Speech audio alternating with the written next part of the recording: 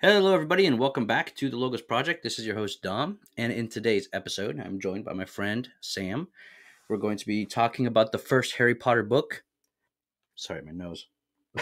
Harry Potter and the Philosopher's Stone in Britain, in Europe, as Stephen Fry might say. as Stephen Fry might say, and Harry Potter and the Sorcerer's Stone in the U.S. You know why they changed it?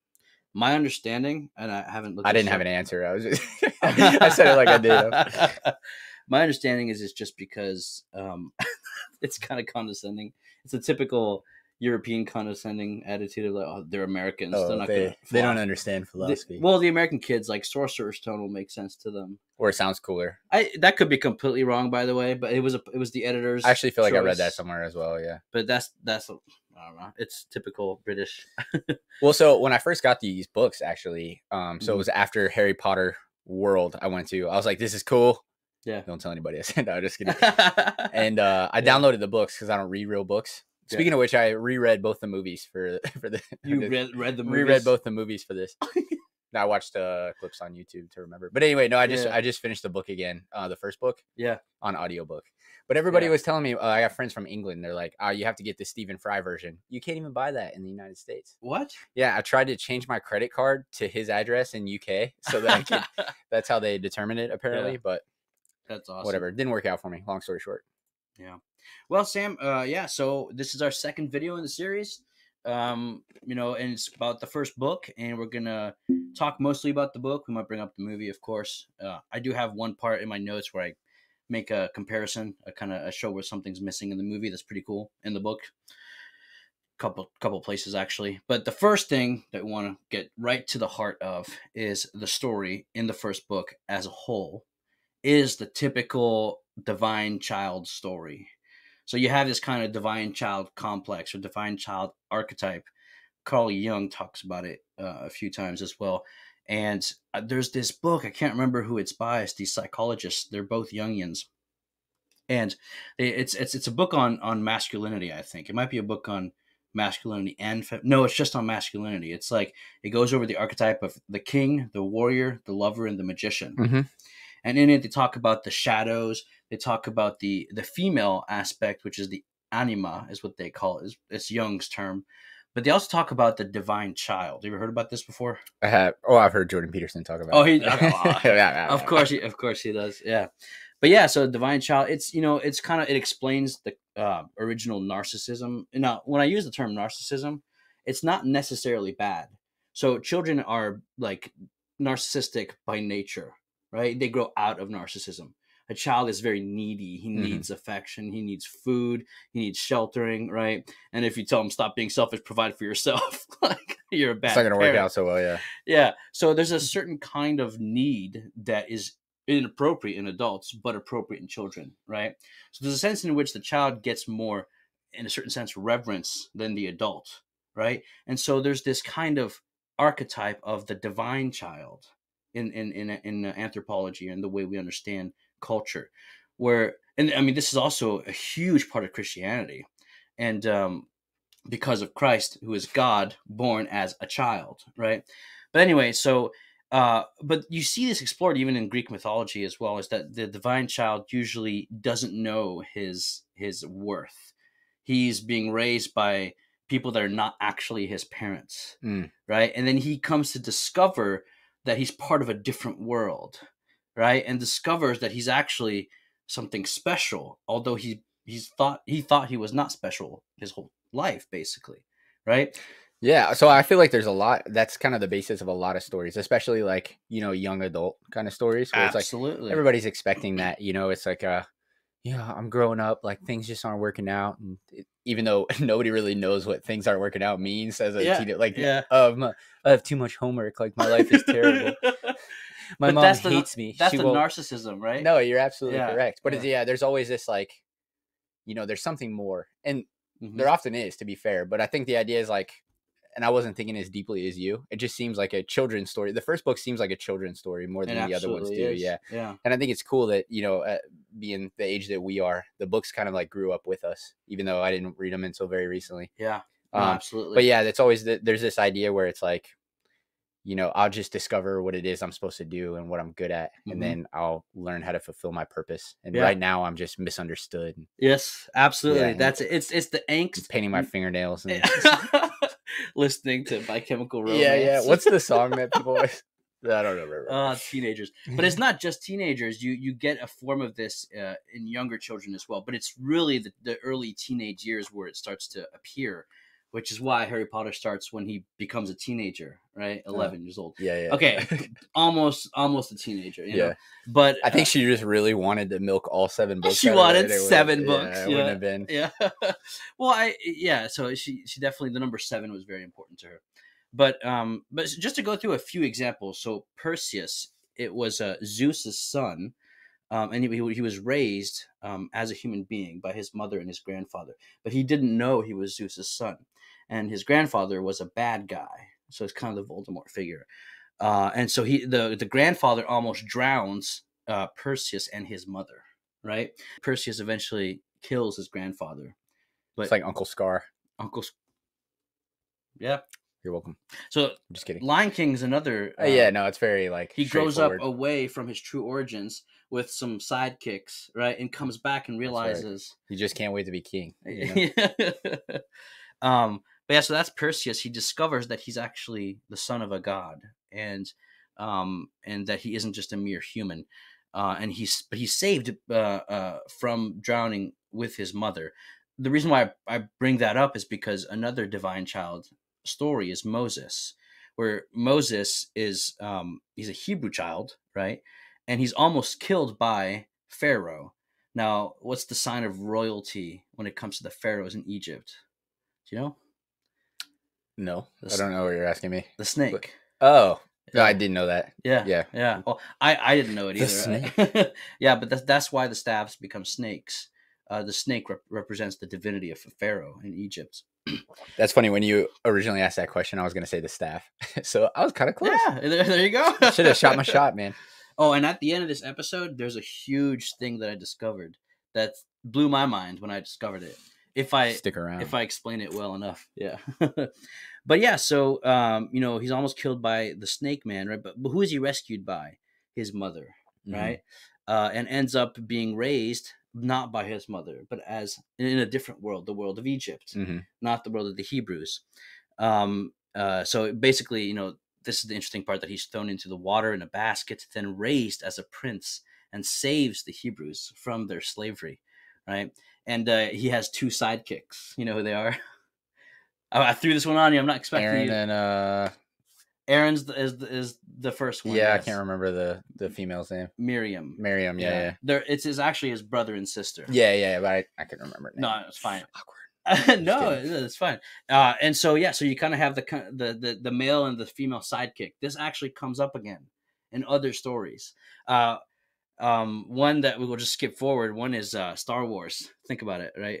In Star Wars, so Luke, right, is the divine child. He's raised by his aunt and uncle, right, and eventually mentored by Obi-Wan and introduced into the reality that he's actually a Jedi.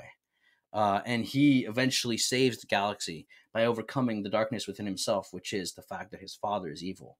But there's a scene in The Empire Strikes Back.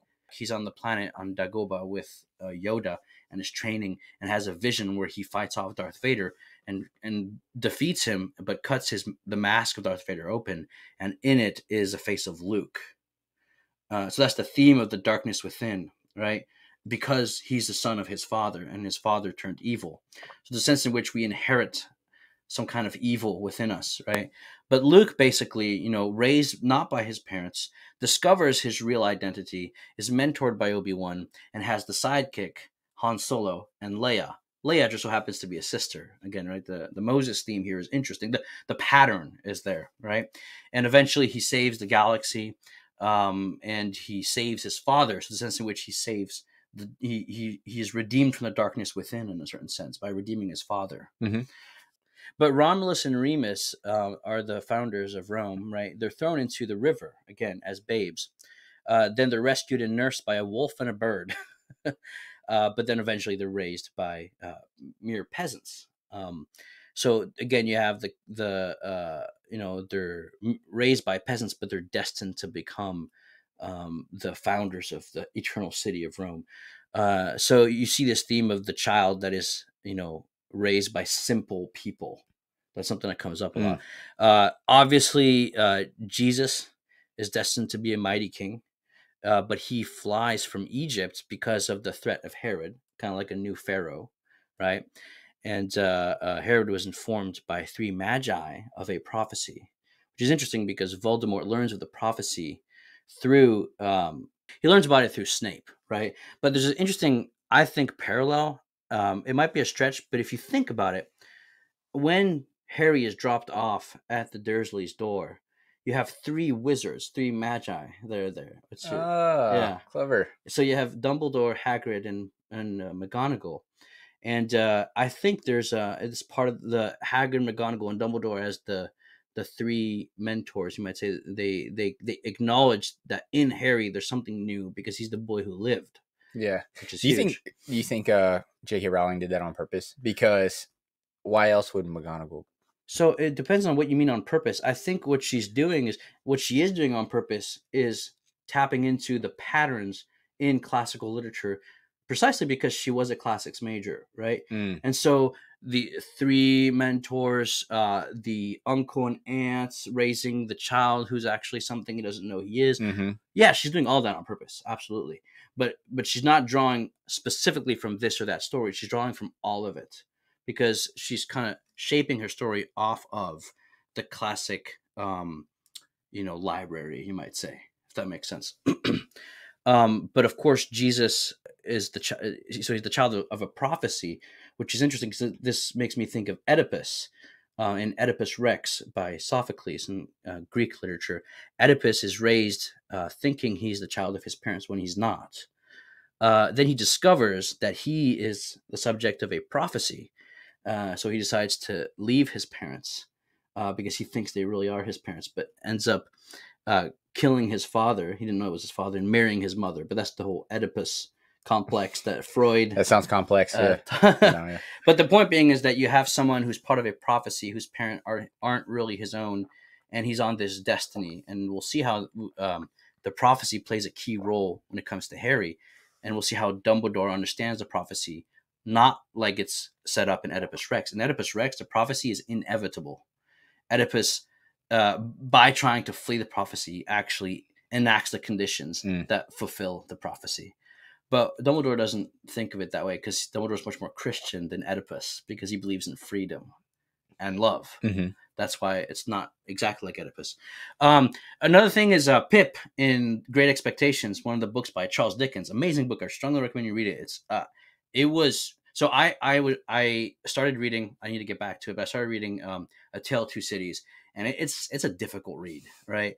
But I'm glad I started with Great Expectations, because it was like just a fun novel. But dude, there was moments where I was tearing up. It was so good. Like it was, I love a good book like that. Yeah, it was very good, and filled with Christian themes and virtues. But Pip is an orphan, and he's raised by his elder sister and her husband, by the name of Joe, and so great name for a father. Yeah, right. So, so Pip in Great Expectations is an orphan raised by his older sister and her husband. But he has a mysterious benefactor at one point when he's a teenager, precisely. Gives him a cloak for Christmas? See, that's is that what you're going to say? No, but, it fits. It fits. But he has a mysterious benefactor which enables him to become a gentleman and go to London. So he leaves the countryside and goes to London, right? Thanks to a mysterious benefactor. Harry discovers he has all this money, and he goes to Diagon Alley, in London to basically... go about his wizarding adventure and future, right? So there's a similarity there with the orphan who's introduced into Great Expectations. That's what Harry is. Harry is one who discovers that he is the inheritor of Great Expectations, right? Yeah. And she totally knows Dickens. Rowling does. So, or Rowling, however they say it, I don't care. JKR is what I call her. There's other people call her that online. JKLOL. JKLOL. I have way better jokes. Don't give me too much credit for that. I prefer those ones. The ones you get. I'm not doing it for you. I'm doing it for you. Ignore him. Anyway, Sam. So we covered Luke. Obviously, the one that is dearest to my heart is the one in Lord of the Rings, Frodo. Right? Frodo he's an orphan raised by his uncle because his parents drowned in a lake, and he ends up being mentored by Gandalf, right? And he goes on his own journey and ends up saving Middle Earth with his own sidekick, Samwise Gamgee. Although he doesn't have Great name for a sidekick. although he doesn't have two sidekicks in this case, he does have a sidekick. The sidekick is a archetypal theme that shows up in stories all the time.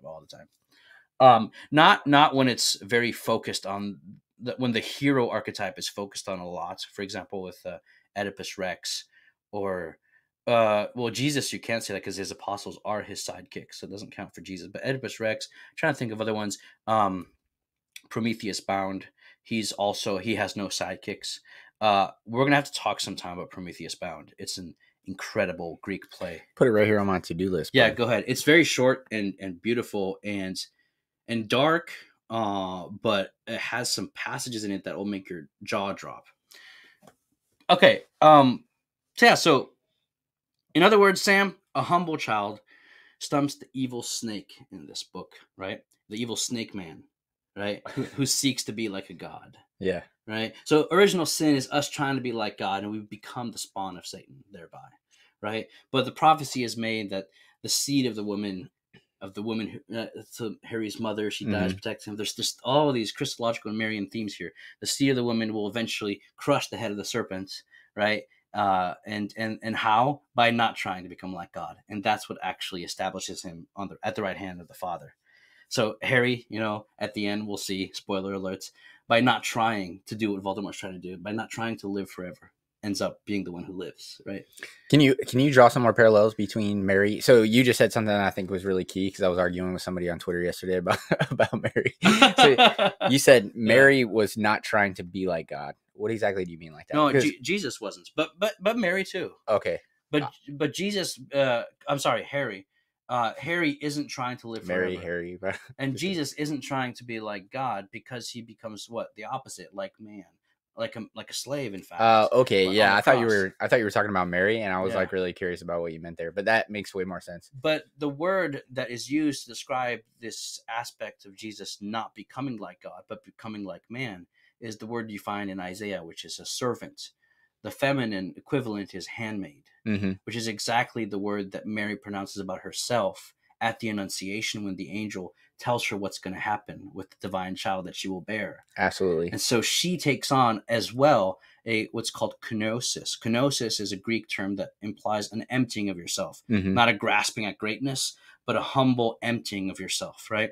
And so Mary at the cross also goes through the death of Jesus in her own way. Absolutely. Because what's more, especially for a mother, like what's worse than yourself dying? Is your child dying. It's way worse. Absolutely. Right. And so that's humility is the best word there. She's giving her child to the, like Abraham. Yeah, exactly. What was that movie we watched where it's basically this guy raises his whole family in the woods, and it was like Mr. Fantastic or something. Captain Fantastic. Yeah. So I think about it as exactly the opposite of that, right? So So I actually read or watched an interview or something about the guy who came up with the idea for that story or wrote it or whatever. And so he was like, he had kids, and he's like, I just want to protect them from everything. I want to shield them from the world.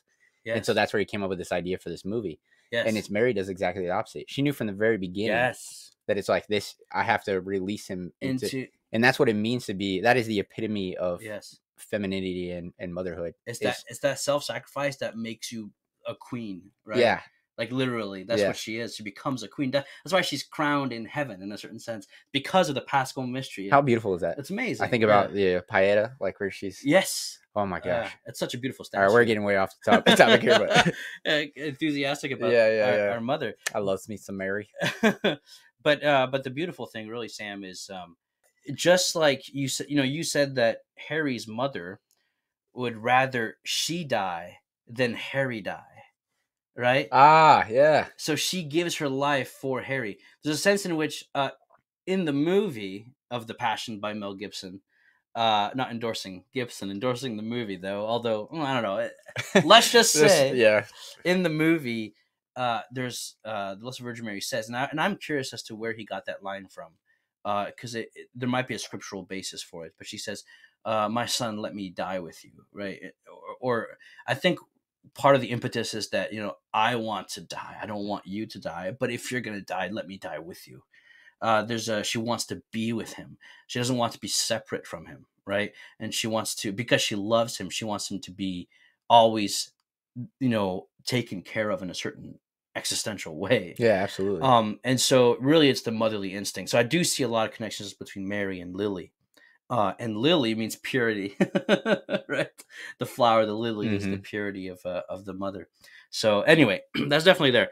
Now, okay, so we covered quite a bit here, Sam, right? So the main theme of Herod and Jesus is pretty obvious. Herod being Voldemort, and the Pharaoh figure, the snake.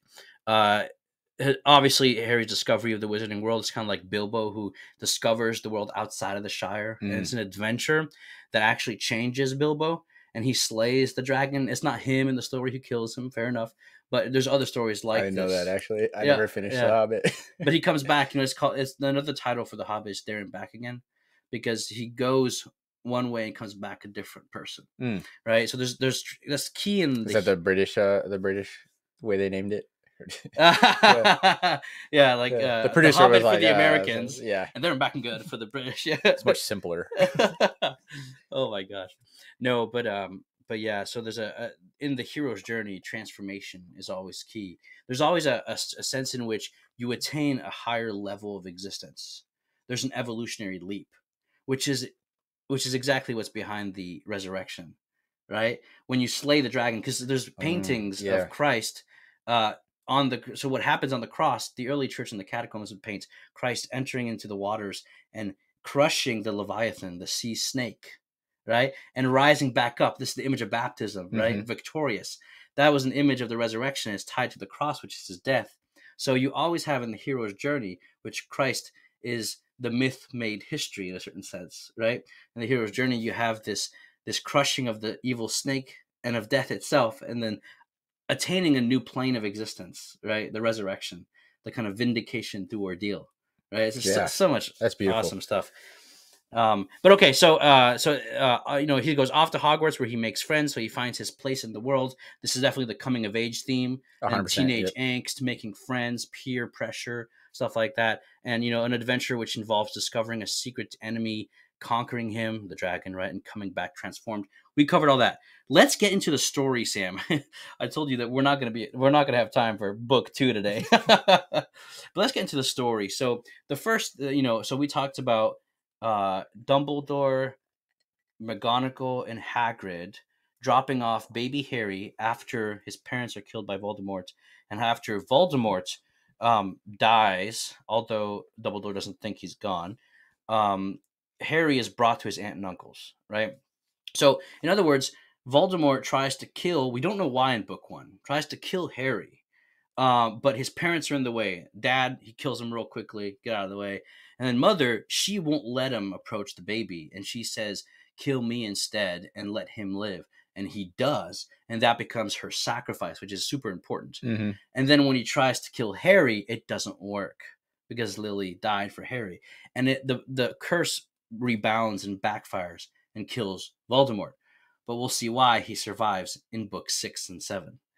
Anyway, that's the story. Now Harry's dropped off at his aunt's house, his mother's sister, and her husband, right? And the story opens, and we have all of these archetypes of the misunderstood kid, the angsty teen, and the divine child who discovers that he's special and goes on an adventure and saves the world.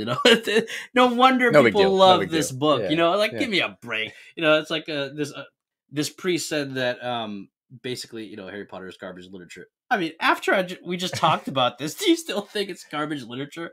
Okay, maybe it's not highfalutin Dickens, right? But especially not the first book. Yeah, exactly. Exactly. Anyway, that's just the jab. God love him. God love everyone. All right. But anyway, so he discovers by Hagrid, kind of the Obi-Wan figure here at this point, you're a wizard, Harry, and so basically he's taken to Diagon Alley through the Leaky Cauldron. The Leaky Cauldron is this bar, right, in London. and he shops and he gathers all his stuff. So the Leaky Cauldron is a wizard pub in London on Charing Cross Road. So Charing Cross Road is an actual place in London. Mm. And here's a quote I got from JKR. She says, Charing Cross Road is famous for its bookshops, both modern and antiquarian. This is why I wanted it to be the place where those in the know go to enter a different world.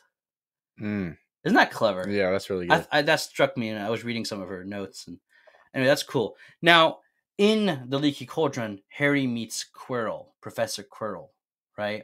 Now, we know this is an important character for the story, which is set up almost like a detective story, because the three heroes try to find out who's behind the bad stuff going on, and we don't know who it is. Spoiler alert, we're talking about it. Who is it? So, but the book sets up as if it's Snape the whole way through.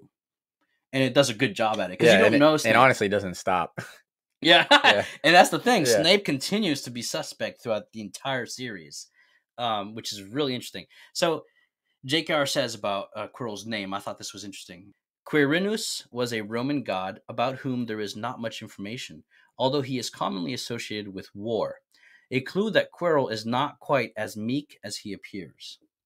Quirrell, which is so nearly squirrel, small, cute, and harmless, also suggests quiver, a nod to the character's innate nervousness. So this is an insight into how she gets her names. Now, this is where the Catholic or Christian, of a more fundamentalist bent might be. See, it's a demon name because it's a Roman god, and the gods of the pagans are demons. You can't read Homer if that's how you approach this. Yep. Yeah. So I just wanted to add that. Sorry, those jabs will come here and there. Okay, Hedwig. We talked about Hedwig in video 1. Just to reiterate and add a little more detail for the audience, Sam. Hedwig is named after Saint Hedwig from 1174 AD in Bavaria. She married the Duke of Silesia, who became Henry I. At the age of 12 is when she married him. Sorry, that was redundant. That was not said well. They had 7 children. At age of 12? Wow. No. Just kidding. Eventually. But I don't know if this is significant, but the fact that they had 7 children is interesting. I don't know. She likes the number 7. Maybe she saw that and she thought orphan. We'll see. Saint Hedwig helps the poor, incarcerated and orphans. Widowed, she becomes. But you said he incarcerated orphans. We're like, wow, no. That's heavy. Yeah. She became widowed. Henry died. And she becomes a nun, and she herself dies in 1243 AD. Later, the Congregation of Sisters of St. Hedwig was founded, and it cares for orphans and abandoned children. Is the owl a boy or a girl? It's a female. Mm-hmm. Yeah, I think Hedwig. I just assumed it was a boy. A lot of people do, but it is a she. And what I find interesting here is that JKR started a charity group called Lumos that helps orphans and troubled kids. That's awesome. So, yeah, that's great. But yeah, so Hedwig is kind of like a Patronus, as we'll see in book 3. The Patronus, patron saint, the guardian that cares or watches over you kind of thing. So that's definitely a theme as well. So anyway, last thing before we get into Draco Malfoy and the Hogwarts houses. You down? So I'm down. Okay. So I switched up shirts on you, man. I can't find my my Hufflepuff shirt. That's fine. So that one's good. Did you get that one at Harry Potter World as well? Yeah, I did. This was like 2017. I think I've been talking probably. 2017? It was a long time ago. Oh, you went in 2017? Yeah, something like that. Oh, wow. Yeah. I'm surprised it still fits. I've been working out, yo. So Sam is actually Hufflepuff. He took the test. You're Hufflepuff. I'm a Hufflepuffer. Hufflepuffer. Huff and puffin'. Yeah. But yeah, today Gryffindor, because we're all, in a certain sense, Gryffindors down deep down. Why are you laughing? That caught me off guard. Yeah. It was incredibly cheesy. All right. Deep down, we're all Hufflepuff. If you go back far enough, we're all brothers and sisters. All right. So anyway, the blood of Lily, her sacrifice, saves Harry in the initial, Harry learns this from Hagrid. Not this part, but learns about what happened. He thought it was a car crash that made him an orphan, like his aunt and uncle told him. But anyway, the blood of Lily, his mother, her sacrifice saves Harry. It's salvific blood in this story. Spilling his blood for his friends, eventually, as we'll see in book 7, is what saves the entire wizarding world in a certain sense. Okay, Hogwarts and the people there, but the fight for the wizarding world, right? So there is a Passover imagery that we find in the fact that the reason why Harry has to stay at the Dursleys, his aunt and uncle, is because of the blood in his aunt's veins. There's a sense in which that house is marked by the blood of his mother. I Right? always kind of struggled with that. I was like, wow. Like, Yeah. I mean, You they think that's a explain it. stretch? They explain it. I Oh. thought it was a stretch. No, I think your description was very good. You talk about Oh yeah. the importance of So blood yeah, that in the dwelling Passover. place Yeah, is exactly. protected by the blood of the Yeah. sacrifice. That's why Harry's That's pretty good. untouchable there. Yeah, they clearly they didn't explain it using that imagery in Right. the book. Yeah. And I was like, that's kind of dumb. And that's the thing. But the way you explained it there was yeah. like, yeah. But that's the thing. It's like studying theology opens up all these dimensions that a lot of people miss, I think, because we're so secular nowadays. But like great literature, even if it doesn't know it, always taps into these deep theological patterns, you know. Yeah, it's a story that undergirds, you know, Undergirds. One Wunderkind. You haven't watched Ted Lasso yet, have you? No, I'll I catch you haven't. up. It's just such a good show. Yeah. That's why I started growing my mustache. So anyway, so that's why the Dursleys' home is his safe haven, and that's why at first we feel like it's unfair. Dumbledore, why did you put him with that stupid family? You know? But this explains it. That's hard times create strong men. Exactly. He actually talked about that in the beginning of the book, right? He's like, oh, you know, we can't let him grow up in a place where he's going to be a hero. Or do you think that that's also part of it? He didn't know. It was just he needed to make sure Harry was safe because he believed Voldemort was still out there. All right. Anything else? Nope. Let's dive right in, bro. So send it. The antithesis at school, the bully, the what's the word I'm looking for? The enemy. So there's the fiend, and then there's the arch enemy. What's he called? There's a word for it. The antagonist. Antagonist. Yeah. Did you already just say that? Antagonist. I don't remember. Yo, you said antithesis. Well, there's the protagonist and antagonist, but yeah. Anyway, it doesn't matter. So here we come upon the antagonist and the antithesis of Harry, which is Draco Malfoy, and Harry Potter. Some speculation is that, well, I think I wrote this down somewhere, but Harry Potter kind of means like a son of the clay maker in a certain sense, because Harry is connected to sun somehow. I'll have to look this up later, but Potter is a reference to Isaiah or Ezekiel, where God is the potter and we are the clay in a certain sense. But Draco, Malfoy, literally Draco, dragon, snake, Malfoy. Yeah, that was super clear cut. Pretty obvious there, yeah. Malfoy is from malfoi in French, which just means bad faith. So he's the opposite of Harry in a certain sense. Who would name their kid after bad faith? Just, what's the last name? But yes. He's stuck. He's the son of bad faith. Yeah, exactly. But Harry is the faithful one who goes, Well, so I saw so now that we've been talking about Harry Potter, it keeps showing up in my like targeted, YouTube videos and stuff. And I saw this, not even an interview, out of some section of some documentary that was probably fan made, but ultimately the story they told is that when they were doing the not interviews, but what do you call it? When you try out for something, or you try out for a part. Trials? You try for a part as an actor. Oh, yeah. Auditions. The audition, thank you. Auditions. Yeah. So when they were doing the auditions, they would ask all the kids like, "Oh, what was your favorite part of Harry Potter?" And Draco whoever plays Draco hadn't read the books, and so he just said whatever the person behind him said. And they immediately, because no 11-year-old is a good liar, so they immediately like saw right through that. But then they're like, actually, like that kind of that matches the vibe we're going for here. That's hilarious. Yeah, because Draco would have been sneaky and kind of a cheat a little bit. Yeah. That comes out, I think, a little bit better in the books. His nastiness. The actor does a good job. I don't want to be, it's not like Ginny. Sorry, Ginny, but well, I think part of it too is that in the books are a lot more physical. Yeah, and so you're never like afraid of the guy at school that calls you like bad names. Like, who cares what? You know what I'm saying? Sticks and stones, like more or less for men. I think it is a little bit like that, right? But it's like the dude who will like he's looking for an opportunity where nobody's looking, so he can sock you in the mouth. Yeah, like that's a little more intimidating. Yes, and you see a lot more of that in the book. Where yes, it's like, I agree. They try to they get nasty. They throw their wands down and just start throwing bows. Yeah. And he tries to get them like expelled by challenging them in the middle of the night and stuff like that. But so one thing that's not in the movies is that after Diagon Alley, Harry returns to the Dursleys for an entire month. before going to Hogwarts.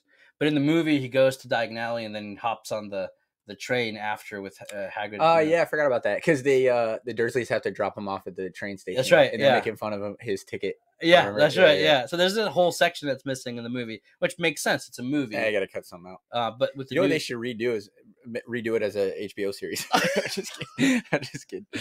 Dude, I heard it's gonna be like a season per movie. This is like 10 more years we're gonna have. I know. Yeah, they should. I don't know if that's good or bad. Yeah. Yeah, I hope it's good.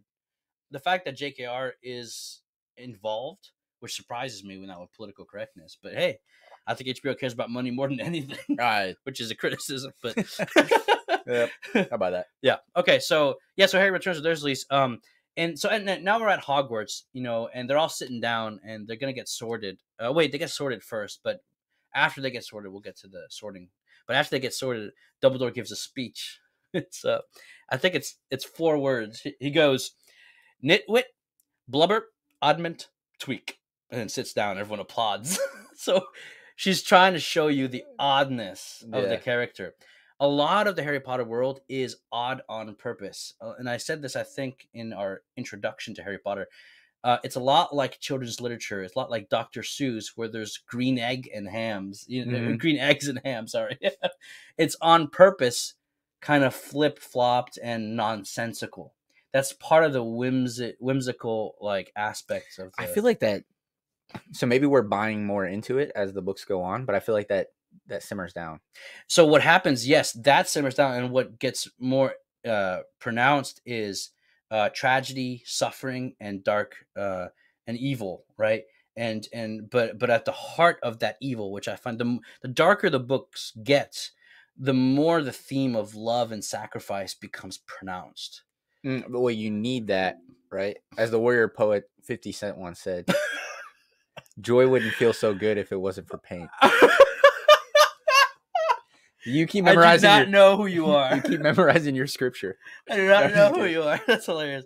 But yeah, no. The whimsical aspect of the wizarding world is always there. But you're right. It does. It's the emphasis shifts. But you always have it, like with the Weasley brothers, and so it's always there. But you're absolutely right; it gets darker, and the focus gets deeper. I think starts to focus on deeper themes.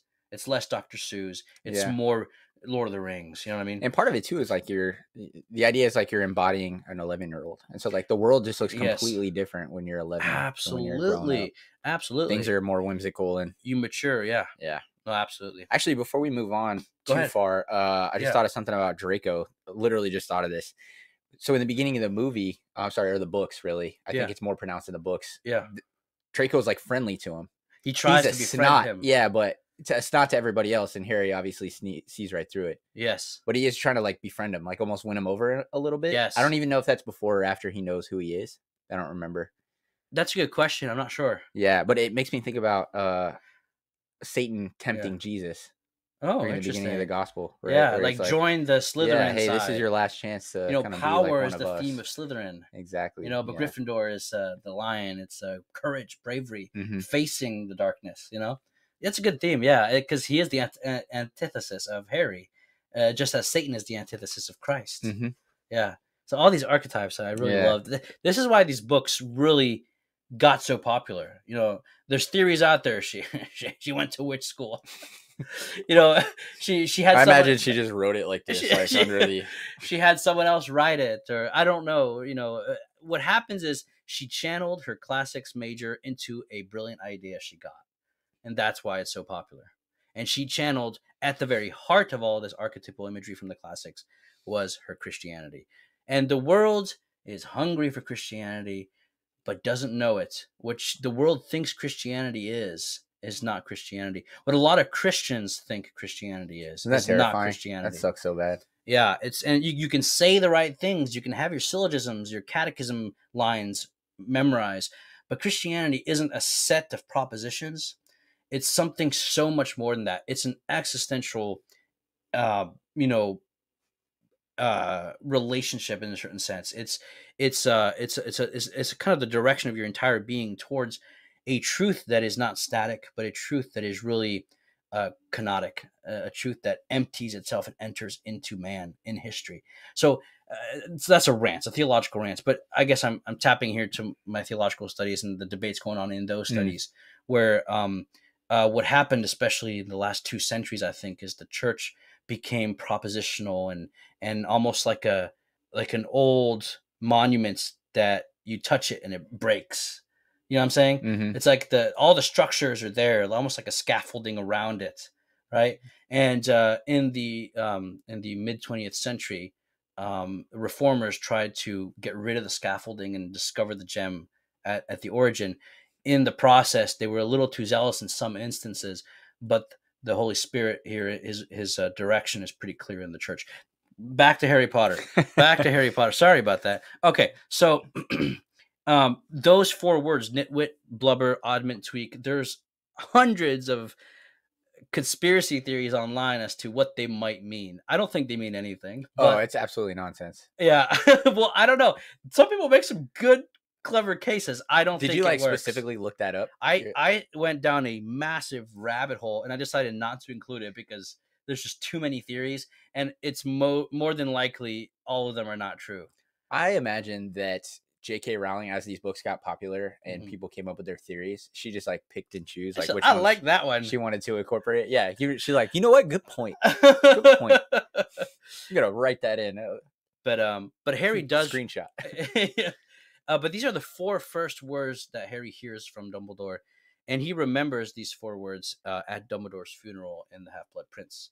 So I just found that really moving that at the end, when Dumbledore dies, Harry remembers those 4 words, and it makes him sad, but he remembers the oddity of Dumbledore.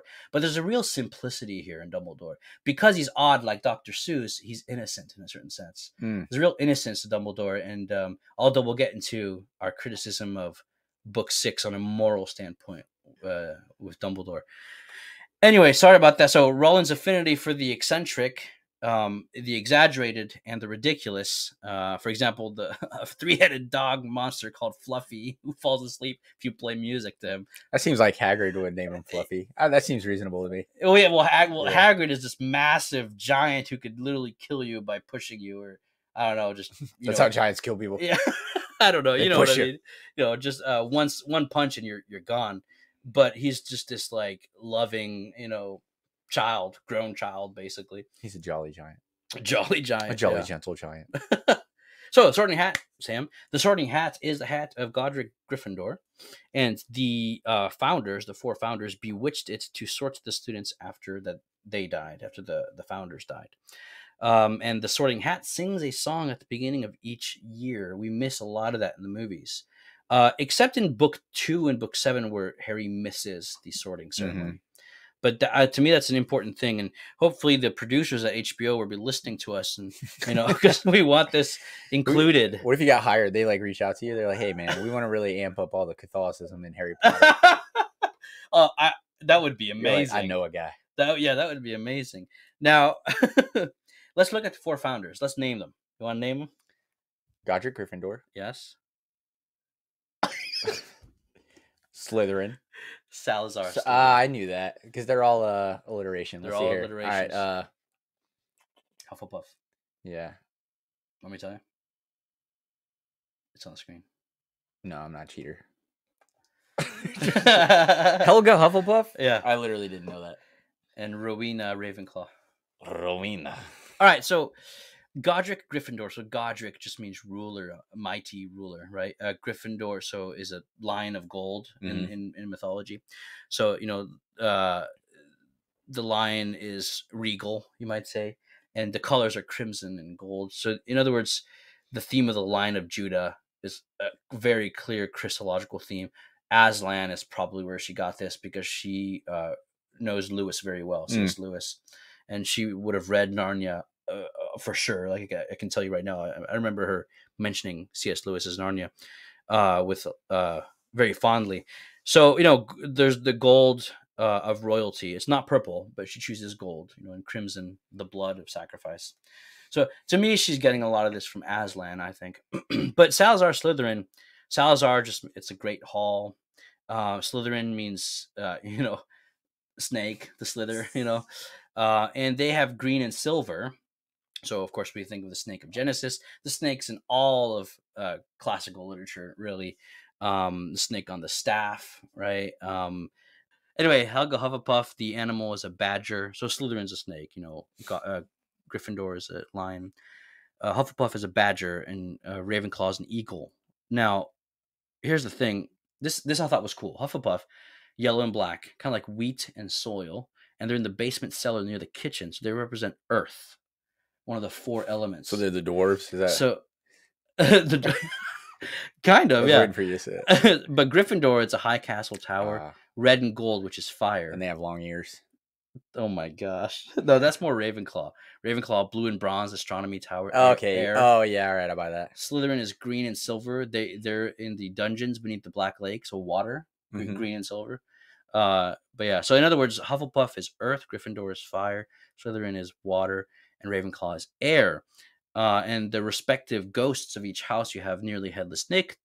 For Gryffindor, the Grey Lady, her name is Helena Ravenclaw for the Ravenclaw house, the Fat Friar for the Hufflepuff house, and the Bloody Baron for the Slytherin house. Now here's JKR, right? This is a quote from her to show you.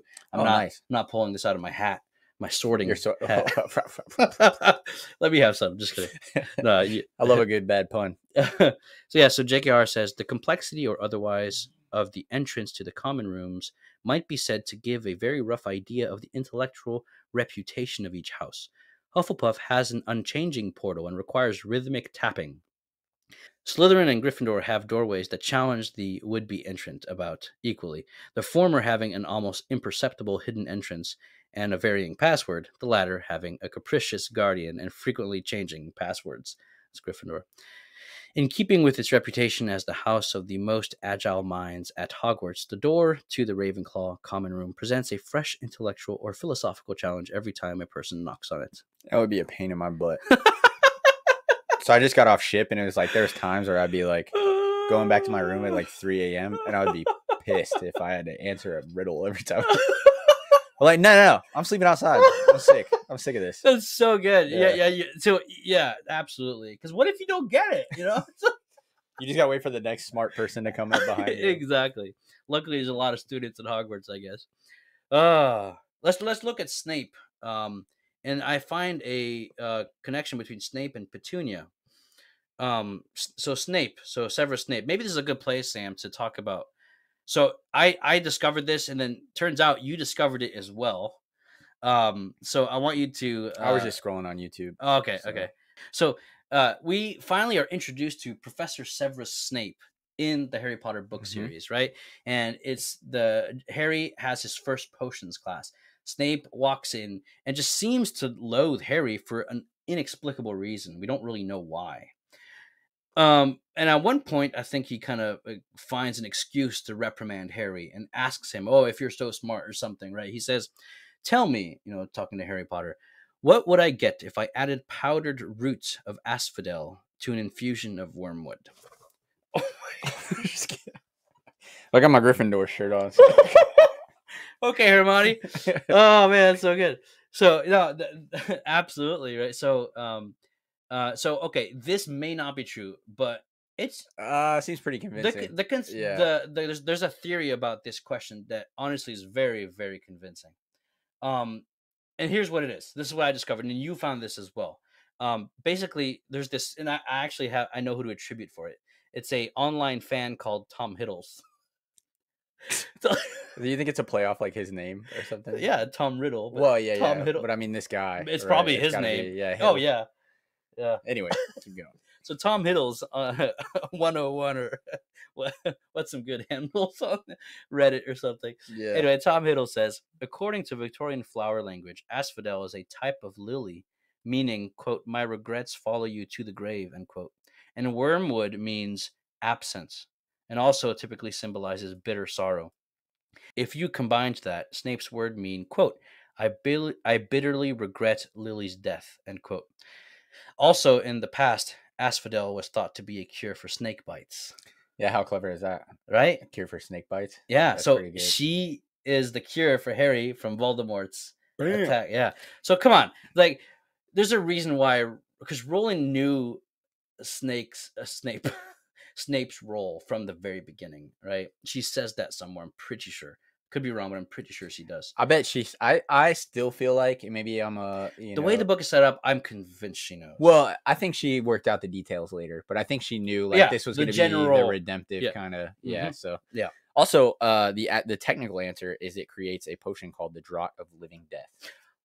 I can't believe I don't have that. You're absolutely right. That's to me, right. that's brilliant. I know. The Draught of Living Death. That's the story of Harry Potter, right there in the first line from Snape's mouth. It's also the story of Snape.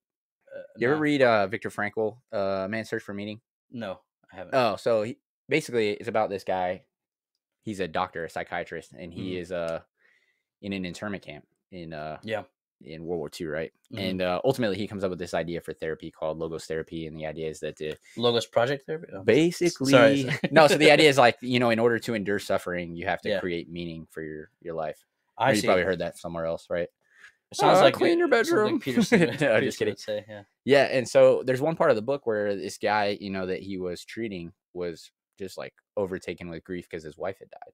Yeah, and he's like, "Well, how do you think your wife would feel if you had died first?"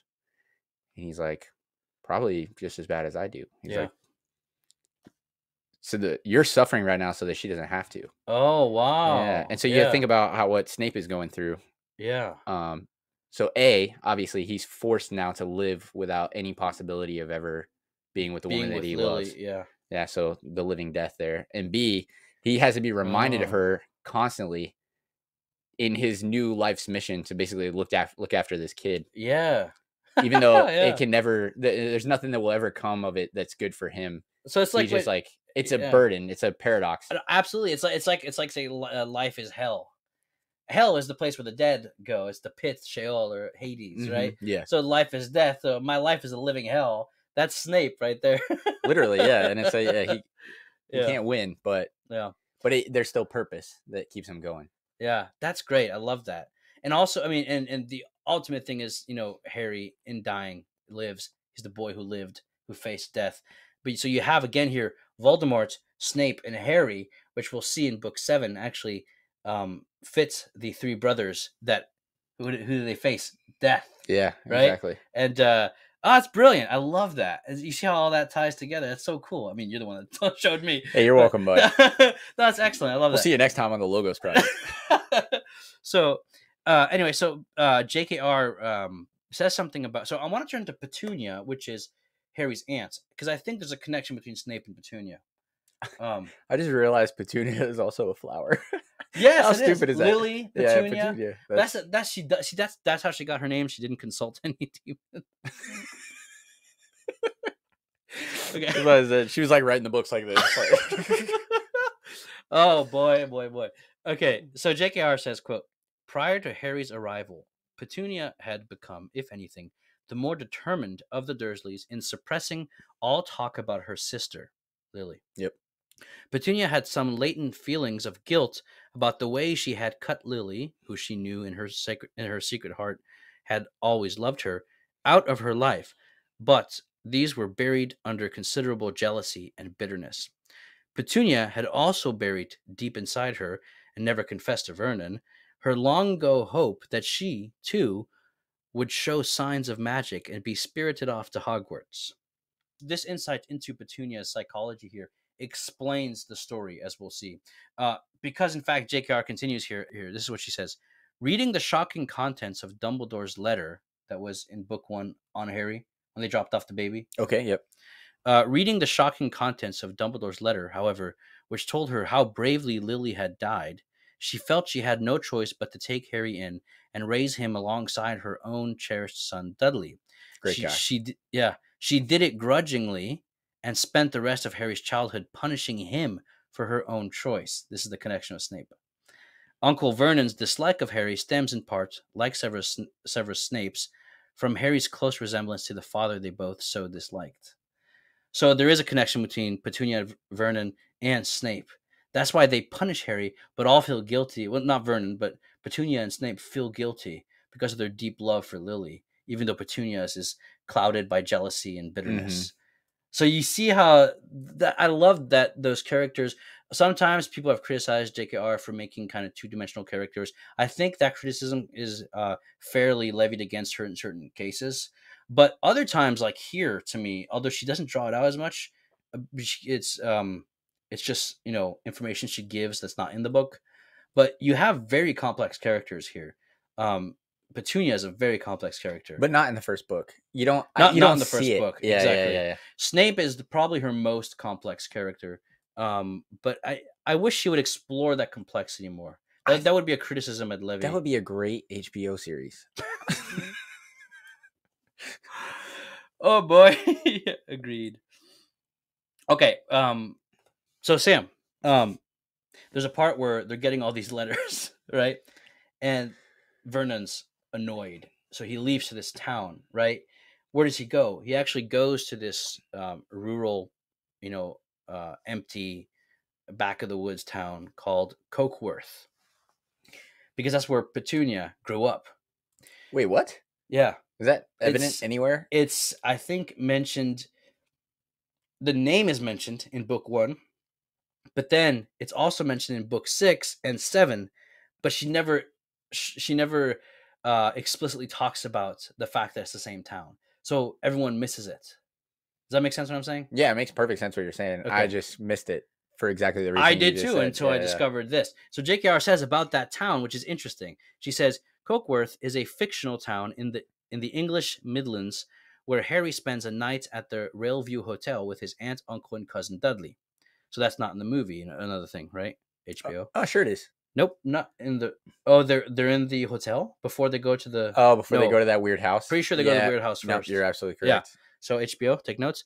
Cokeworth's name is supposed to suggest an industrial town and to evoke associations of hard work and grime. Although it is never made explicit in the books, Cokeworth is. Oh, so there you go. That's your answer. Okay. Cokeworth is the place where Petunia and Lily Evans and Severus Snape all grew up. When Aunt Petunia and Uncle Vernon are trying to evade the letters from Hogwarts, they travel to Cokeworth. Perhaps Uncle Vernon has a vague idea that Cokeworth is so distinctly unmagical, the letters will not follow them there. He ought to have known better. After all, Petunia's sister Lily turned into a talented witch in Cokeworth. It is therefore Cokeworth that Bellatrix and Narcissa visit at the start of the Half-Blood Prince. Where they visit Snape. Because Snape lives in Cokeworth, right? Where they visit Snape at his parents' old house.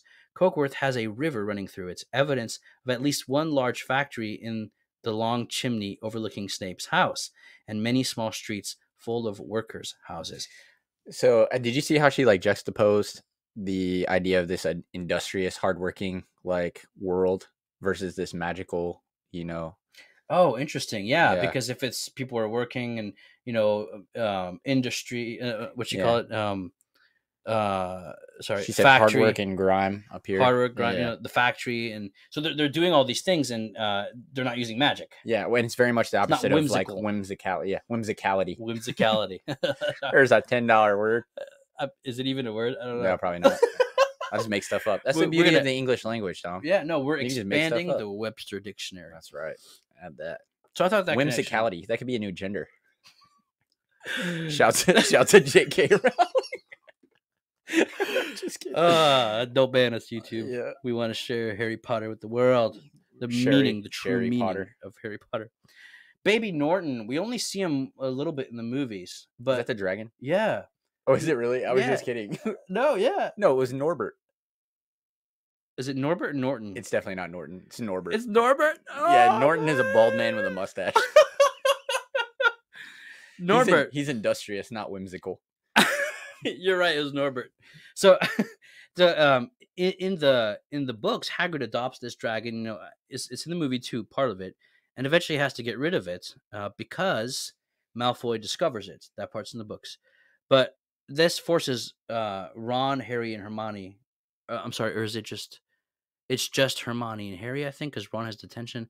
I can't remember the exact details. That's correct, yeah. But Ron's brother, Charlie, picks it up in the middle of the night from the height of the astronomy tower. So this is one of the many nighttime excursions of the heroes. HBO, this would be a phenomenal episode. Yeah. Right? So, Anyway, and so I mean, we know the main story, which is wait, why did you bring that up? because it's not in the movies. Oh, okay. I'm telling HBO. I thought you were want to see. Sorry, that's funny. I thought you were gonna tell me the deep meaning of bringing no, there's no deep meaning of the dragon at the top of the tower. I got. I'm sorry. Yeah, No, I got nothing. But yeah, so anyway, so Hagrid grabs this thing in a vault before when he's shopping with Harry at Diagon Alley. That's part of the plot. The whole book unfolds where there's this thing being protected in Hogwarts by Fluffy, the three-headed dog, and what turns out to be, as they discover, trials, which we'll get into. But in other words, the whole story is about someone is trying to steal the Philosopher's Stone or Sorcerer's Stone, and we think it's Voldemort, but how is he going to do it? There must be a spy inside the school. They think it's Snape. Turns out it's Quirrell. That's the detective part of the novel, which is so delightful when you're reading it. And then the twist at the end, especially if you don't know the story and you're coming at it for the first time. But an interesting part is the mirror of Erist, right? Or I don't know how you would pronounce it. Erist. I think it's Erist. The mirror of Erist. So I read the audiobook. It was Erised in the Erised. You're absolutely right. Even in the movie. I don't know. No. He pronounces a lot of things weird. He's not quite Stephen Fry. But yeah, Erised, the mirror of Erised. And it's funny because someone read what it said on the mirror and said, "See, proof. This is a demonic language, right?" And so here's how it goes. I'm gonna scare off all of the fundies. Fundies? Is that a thing people say? That's what I call them. I love you guys. I'm just kidding. But anyway, it says you gotta roll your eyes in the back of your head. It says Erised stra iru oit ube kafru oit on washi or wasi. Oh, it's backwards. That's the point. I literally can see it. It's on the mirror, and the reason why is because it's basically, this is what it is backwards. It says, "I show not your mirror face." Yes, exactly, okay. Exactly. I thought I was clever in realizing that. You're like, yeah, no. All right, go ahead. I'm sorry. So anyway, that's backwards. It means, "I show not your face, but your heart's desire." This is important for what I discovered at the end, the mirror of Erised, because Dumbledore puts a twist on it and uses it as one of the trials. Remember? We'll get to that. Okay, just remember the mirror, guys. All right, Sam. Rubius, Hagrid, and Albus Dumbledore, JKR tells us she got the names from the red and the white. Rubius is red, Albus is white in Latin. Albino. Yeah, she got it because of her reading up on alchemy, where she got the idea of the stone itself. So white and red refer to the alchemic properties of the Philosopher's Stone, which is a real legend, a real historical. It's based on a real legend. Yeah, exactly. Even Nicholas Flamel is the yeah. Which I think is kind of cool, right? So she takes that. She talks about Merlin pretty often too. Yes. Yeah, which I think is cool. Which goes back, tying in real magical legend. Exactly. Which goes back to what she said, that what we talked about in the introduction is she takes real folklore things but twists them to her own advantage, because she does make up this world. It's a world of her making. It's not our world. Yeah. Kind of like Quentin Tarantino does the actual history. Literally. Literally. But anyway, but also it's like a lot of times it's actual folklore that is in line with like Cinderella or by the way, we're gonna have to talk about the Sword and the Stone. Oh, yeah. Oh, okay. Yeah. Have you seen this cartoon? I remember watching as a kid, The Sword and the Stone. Yes. Okay. It's been a while. Yeah. I just rewatched it, and I am telling you, I was shocked, because I've read the Harry Potter books now 3 times. We're doing this series. I've seen all the movies, but that cartoon, that Disney cartoon, I saw when I was a kid, and never ever since. And then after all that exposure to Harry Potter, I went back and watched it, and it is uncanny. It's obvious she took from this cartoon. Obvious. There's the cleaning with the wand of things. I'll put some clips here in the video. There's Merlin is the Dumbledore to Arthur, who's a kid, and Merlin teaches Arthur how to prepare himself, right, to become a great knight. And the scenes between Merlin and Arthur in that cartoon, it's like it's obviously Dumbledore and Harry in book 6. Nice, it's very clear, and the magic in that cartoon is the exact same magic in Harry Potter. Exact same concepts, exact same philosophy, worldview. It's uncanny. And apparently she admitted she drew a huge amount of inspiration from the Hope sword. she worded that carefully. The sword and the stone. Actually, yeah. I think copyright laws expire after like 70 years or something like that. Anyway, Yeah, so I don't know maybe how she's that good works. to, like, but I think before it was a cartoon, it was an actual story in said in that way. It's actually rewatching it as an adult, it's very whimsical. Was it not just the story of King Arthur? No, I think it's something else. I could be wrong. Okay. But it is about King Arthur and Merlin. But watching as an adult, it's very fun to watch. It's very whimsical, and it's not just for kids. You might say it is a kid movie, cartoon, but. Igitus figitus sumba kazee. I want your attention, everything. We're packing to leave. Come on, let's go. No, not you. Books are always first, you know. Pockety, wockety, whack. Abracadabra, dack. Shrink in size, very small. We got to save enough room for all. Higitus, bigitus, boom.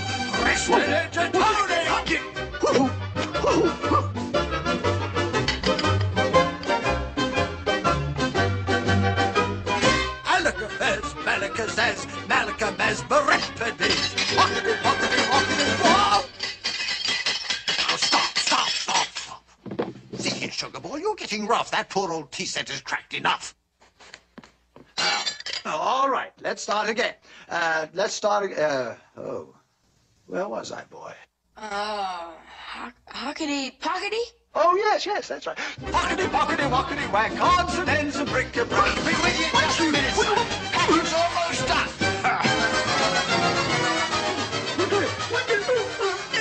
You bungling blockhead. Hey, easy there. No, go ahead. Dum, doodly, dum. This is the best part now. Higitus, figitus, boom. Prestidigitonium. Higitus, figitus, boom. Prestidigitonium. What a way to pack. Well, now, just a minute, boy. How else would you get all this stuff into one suitcase, I'd like to know? Oh, but I think it's wonderful. Oh, yes, it is. Anyway, so just a few things. I thought what was funny in the book, Sam, is that the Weasley twins get punished for bewitching snowballs to bounce off of the back of Quirrell's turban. Which we know that Voldemort's back there, so but you don't know that when you're first reading it, and when you get to the end of the book, you think, wait a minute, the Weasley brothers were throwing snowballs at Voldemort. I don't know, I thought that was funny. You don't see that. No. I so when I was reading it the second time, and obviously knowing what was going to happen, yeah, I noticed it, but they didn't like address it any further in the book. I thought it was funny. Yeah, and they said it smells like garlic or something. Yeah, to keep the vampires away. Yeah, to keep the vampires away. Exactly. But also HBO, just to take notes, make sure Neville has a more prominent part because he's a huge hero in the books, not as much in the movies. Yeah, he does have his moments of glory. He's pretty cool in the movies. He's very cool in the movies, but in the books, he's drawn out. There's so much more on Neville, and we see the parallel between him and Harry and how one could have been the promised one versus the other, the chosen one. Yeah. That's an important plot. Okay, last thing is a humorous line that she writes, and I thought this was part of her whimsical humor, especially in book 5. Her humor is huge in book 5, and to me it makes the book very pleasant to read. She says, quote, Snape made them all nervous, breathing down their necks while they tried to remember how to make a forgetfulness potion. Like, I just love that kind of yeah. Anyway, that's just me ranting, Sam. These are all my notes. We've come to the end here. I actually only have 2 quotes directly from the books, and we have the trials. What do you think? Well, I had a couple things too. Go ahead. We didn't talk about. Please. So first of all, I think Quidditch would not be as fascinating if it wasn't for the movies. Okay. So a lot of times, show it. Yeah. Well, a lot of times it's easy to drag down the movies and be like, oh, the movies kind of suck. Yeah. Or whatever compared to the books, yeah. which I think is fair. Yeah. Especially when we're talking about character development and like personalities or like lack thereof. In the movies. yeah. But it's like I think Quidditch would I think they really nailed it in the movies, especially absolutely. as the movies get later and CGI gets better. Yeah, That's you can't top that, and you can No. read about it in the books. Yeah. But it's not the same. Yeah, I agree.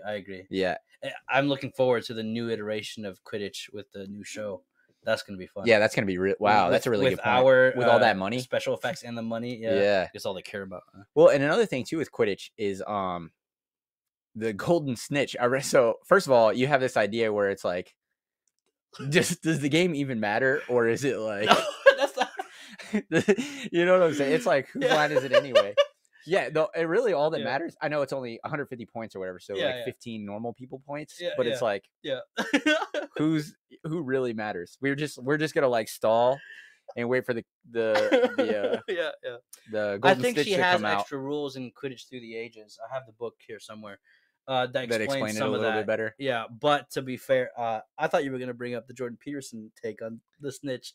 There's one online. Yeah, it's so deep though, but Yeah, that'll be a whole episode in itself. But it's the whole idea that you want to find your snitch and focus on so that. actually, I do want to talk about that. Yeah, so the idea is like the meta game, right? So yeah, there's this research that shows it's basically the importance of play, like in the development of anybody, any mammal, right? Even rats. Yeah. And so they'll talk about, if two rats are wrestling, then the bigger rat wins. Yeah. But ultimately, what you'll see is when they're play wrestling, that the big rat has to let the little rat win 30% of the time. Or else Otherwise, he won't just play. doesn't want to play anymore. Yeah. And so the idea is, right, you can win every single game in your life or every single like interaction, right? Yeah. But what is the meta game? What is the game that you Snitch. really want to win? Yeah. The game that you really want to win is I want to facilitate a character that Yeah. makes other people want to play, Yeah. right? So that I can engage more Yeah. and have more, so like there's that. like this, it's a rejection of narcissism in a sense, Yeah. right? Yeah. So you can be, so 5% of the population is narcissistic, Yeah. right? Like technically speaking. Okay. But, so those people can survive and do well for themselves for a little bit. Mhm. And then people catch on. Yes. And then they got to pick up and move and go somewhere else. I see. Find more people to take advantage of. Oh, wow. So if you're, the point is you can win every game in your life, but you're not really winning the game. The game of life. Yeah, exactly. So you got to find what is the meta game that I'm playing here. Yeah. Excellent. And that's really like, what is your snitch is once you've got it, you're golden. That's so bad. I love it. That's good. But he gets into more with the snitch that I think he brings it up in Maps of Meaning. He does. He has like a whole section about it. But Harry he's Potter, talking about the basically that she borrowed that symbol from something. I don't know. Yeah, I didn't do my research to be honest. I think she he quotes her and she says or something. Where she got it from. Again, ancient literature, mythology, archetypes. We'll probably have to take a deeper dive into this maybe for book 2 or book 3. Yeah, that'd be really good. Yeah. But also, it's important here that in the first Quidditch match, he catches the snitch with his mouth. He almost swallows it. Mm-hmm. That becomes important in book 7. Yeah, which I didn't see coming. But do you think she did that on purpose? Maybe not. I don't think so. Yeah. Hey, I don't want to. I don't want to underestimate her because she pulled off. Who knows? One of them, but probably not.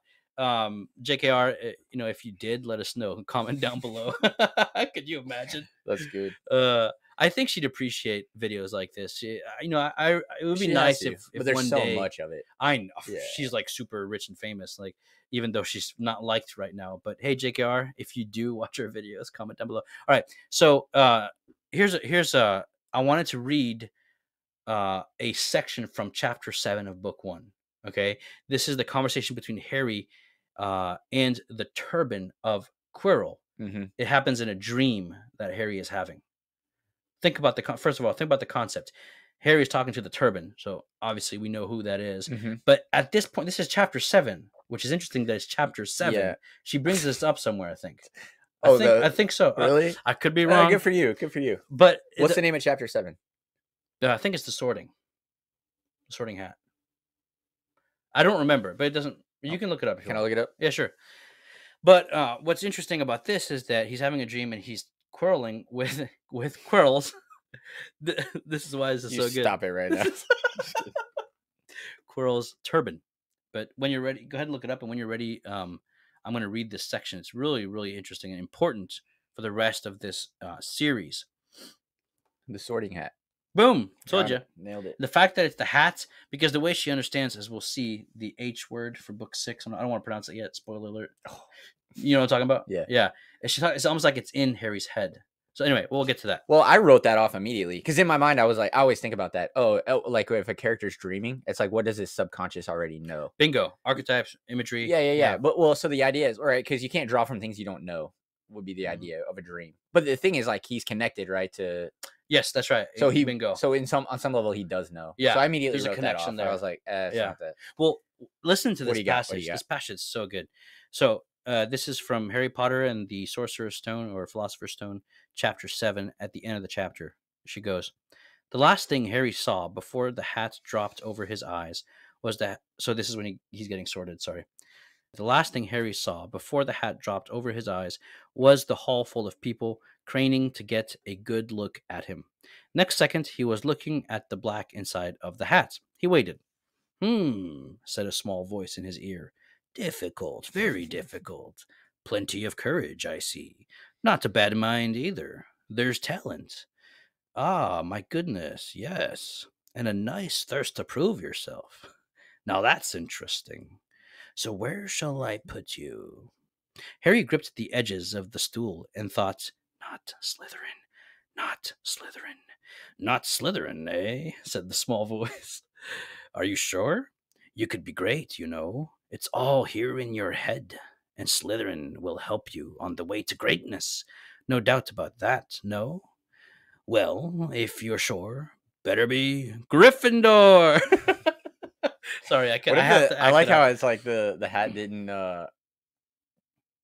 like hesitate to just spill what this poor kid was thinking. Yeah, no. But it was like, huh? No, but hey. it's inside his mind. Yeah, it's crippling anxiety. Did it? Wait. Oh, so okay. Yeah, I thought it said it out loud. No one is hearing this. Only Harry. Nuh-uh. Yes, absolutely. Sure. Absolutely, yes. I'm absolutely sure. Yeah. Yeah. Oh, he loves Pokemon cards. Wait, that's another And devil Crocs. thing. Pokemon. No, just kidding. Did you know that? Oh yeah, no, Yeah, 100%. okay. Growing up, I grew up in the Midwest, so Yeah. Pokemon is We the love you guys. devil. All right. Okay. And this is the second part here. Perhaps Harry had eaten a bit too much because he had a very strange dream. This is my point here. He was wearing Professor Quirrell's turban, which kept talking to him, telling him he must transfer to Slytherin at once because it was his destiny. Harry told the turban he didn't want to be in Slytherin. It got heavier and heavier. He tried to pull it off, but it tightened painfully, and there was Malfoy laughing at him as he struggled with it. Then Malfoy turned into the hook-nosed teacher Snape, whose laugh became high and cold. There was a burst of green light, and Harry woke, sweating and shaking. He rolled over and fell asleep again, and when he woke next day, he didn't remember the dream at all. Yeah, I thought it was weird that he didn't remember the dream. It's like, how come we know the dream if he doesn't remember the dream? You know. Well, I know it's third person, but yeah, there's different perspective from the narrative. You can do that as an author. You can do whatever you want. But there's actual terms for this. You can be an omniscient narrator, or you could be a narrator that only shows you what the characters see. These are different ways of that people speak about. I in my class it was on. I learned that in high school, Dom. Yeah, well, I kidding. didn't. Anyway, okay, Sam. But so the reason why I read the first part about the hat and him saying there's Slytherin, it's all there in your head, and then there's the turban around his head, and then it's saying you know Slytherin is your destiny, but he pushes back, which is cool about him. That's the heroic side. So this points to Voldemort's presence in Harry. We'll see how that works in book 6. Well, probably in book 4 and 5 as well. But yeah, so and then the green light. So is Malfoy, Snape, and then ultimately the ultimate antithesis is Voldemort and the green light, which is his memory, and then he wakes up. To me, this is a crucial part of the book because we see so much of what pans out all the way into book 7, right here. You agree with me? Yeah. So another thing. So immediately, what I thought when I read that is, dude, I didn't know you could switch houses, bro. Is there any evidence of that in? Well, you can't switch once you've been chosen. I don't think. Literally, it was just telling. So you're thinking it was like putting an idea in his head that it was a dream. Yeah. So maybe he didn't know. No, it's not like I'm gonna change my mind. I wonder if that's possible. I don't think so. It'd have been easy to just blame authority. Like, sorry, man, already got sorted. Yeah, exactly. Anyway, so and now we're at the end, the grand trials before they find the resurrection stone, and the reason why Harry, Ron, and Hermione go grab the resurrection stone and go through all these trials is because they believe that Snape is headed there to get it himself. They think he's the bad guy because Dumbledore is on a trip. He's gone.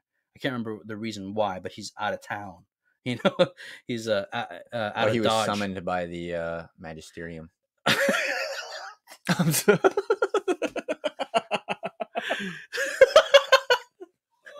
The Ministry of Magic. Yeah, same thing. Actually, there is a parallel there. Yeah.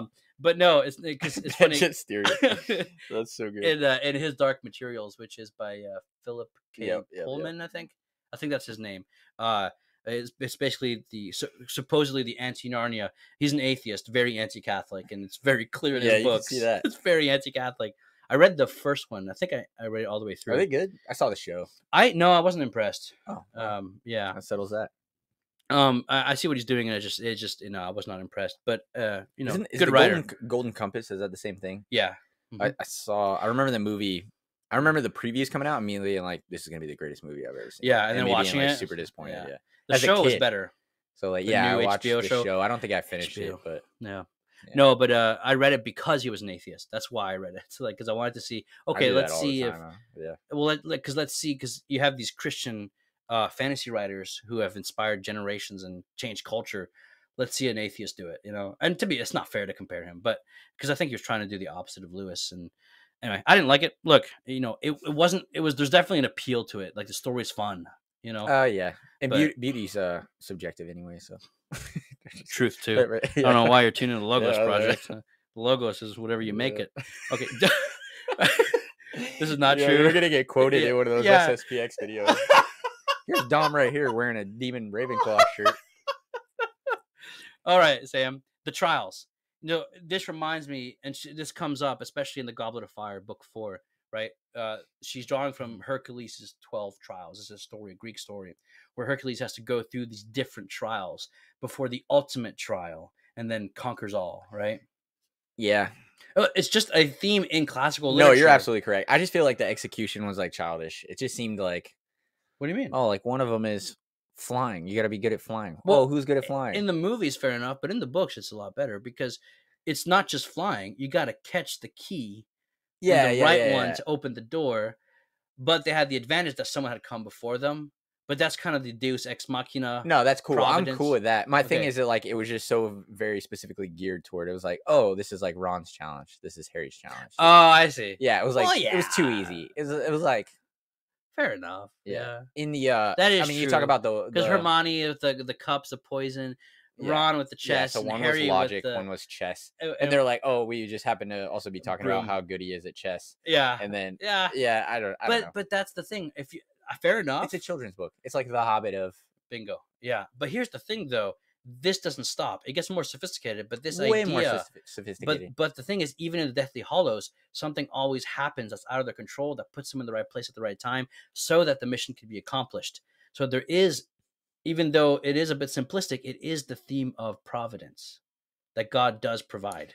Oh, I see what you're saying. I especially see this in the Deathly Hallows. Yeah, it doesn't take away from the fact that a story would be better if providence was more subtle, more profound. Yeah. I buy that. I'll give you that one. Yeah. I concede. I tip my king. Anyway, so the 12 trials. But so here we have 1, 2, 3, 4, 5, 6 trials. So half of 12. The first one is getting past Fluffy. You have to find out that he falls asleep if you play music for him. Second one is there's already a harp there that's playing because of it's bewitched. So they know Snape is already down there. They don't know it's actually Quirrell, but they think so. Someone's ahead of them. So this is the end of the book. So anyway, they get past Fluffy, then they get past Devil's Snare. Wait, how'd they shake Snape again? Was Snape never headed down there? I know Quirrell was headed down there, but I thought Snape was headed down there to like stop him as well.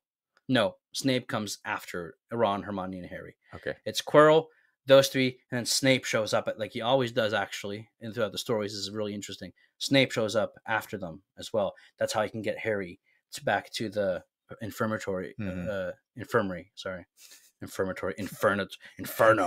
Okay. Here we go. Dom goes again. Okay, so they get past Fluffy. They get past Devil's Snare because Hermione is intelligent and remembers that using a spell for light, Lumos, right? Because Devil's Snare fears light, the sunlight. So they get past the Devil's Snare, and then they get to the flying key.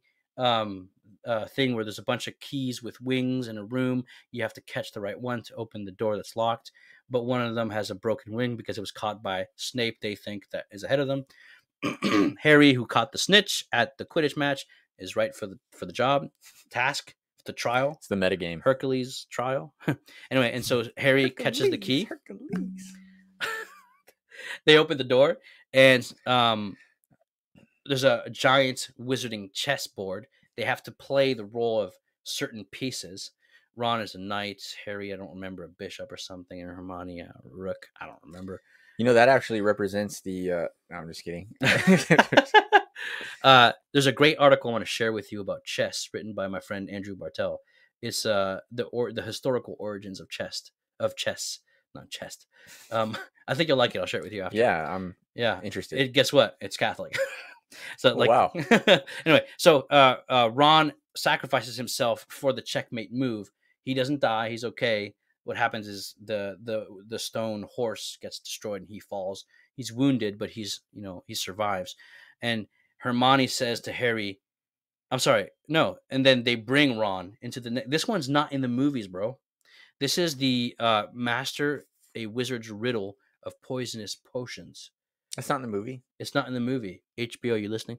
So HBO, yeah. So it's a riddle. We don't have time, and it's not even worth. But it's a pretty well written poem riddle, and Hermione solves the riddle and shows she knows which cup to drink. But guess what? That means only one person can cross the flames. They're encircled by flames. So Harry has to be the one to drink the cup, while Ron and Hermione stay behind. And that usually happens in these stories where Harry ends up being the only one to face Satan, Voldemort, right? And so this is finally the last. And this is what I discovered. This is the best way to cap this off, Sam. The last trial is so important. It dawned on me after we did our video on book 7, which we did before book 1, by the way, on purpose. What's the trial? What's the last trial? You have to die. No. What is think about it. Because each trial is set up by you have to face death. No, each trial is set up by each of the wizards of Hogwarts. Sorry, each of the professors. The Devil's Snare is Mrs. The Hufflepuff teacher. What's her name? I don't remember, dude. I'll probably add the title on the video. Anyway, she Madam something. That's annoying. She did the Devil's Snare, right? The potions was Snape. Makes sense. Makes sense, yeah. Yeah. The flying keys, Madam Zeroni. What's the name of the flying teacher? Oh, yeah. That makes sense. Dude, I don't know. Anyway, but the last they did a one really good job in the movie with her too, I think. She seemed really cool. Oh, and chess, I think, was McGonagall. But the point being is the last one is Dumbledore's. It's a trial that Dumbledore sets up. What's in the middle of the trial place for the last trial?